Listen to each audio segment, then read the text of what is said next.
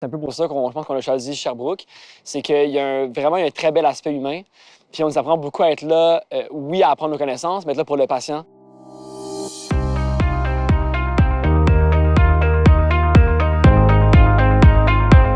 Dans le fond, à l'Université de Sherbrooke, nos méthodes d'apprentissage sont un peu différentes des autres universités parce qu'on fait l'apprentissage par problème. En APP, on est des classes de 8 avec un médecin. C'est beaucoup plus interactif. Donc, on a une équipe de personnes comme étudiants, puis on essaie de résoudre des problèmes ensemble. Ça nous aide vraiment à pouvoir non seulement travailler sur la matière apprise en médecine, mais aussi travailler un peu sur nos capacités de communication, de travail en groupe, de leadership. C'est sûr que des fois, il y a comme des débats qui se forment, puis ça comme enrichit l'apprentissage. Tu as vraiment plus de contact avec ton professeur.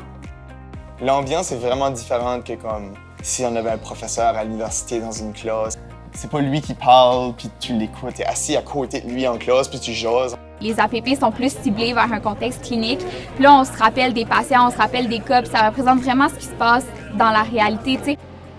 Puis dans les habiletés cliniques, c'est sûr que apprendre comment prendre la pression artérielle ou faire des examens physiques, c'est difficile à apprendre ça dans un livre puis le mémoriser. Fait qu'on se pratique sur nous autres-mêmes avec un tuteur qui nous observe.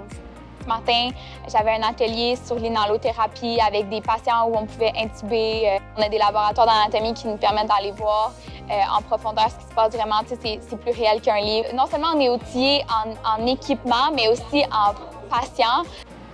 On l'a pratiqué sur mannequin, mais on a eu vraiment un patient standardisé qui est venu, qui nous a expliqué comment le faire sur mannequin, puis par la suite, on l'a effectué sur la personne même. L'opportunité de le pratiquer avec des patients qui sont là pour nous donner du feedback. Je trouvais ça vraiment formateur comme pratique.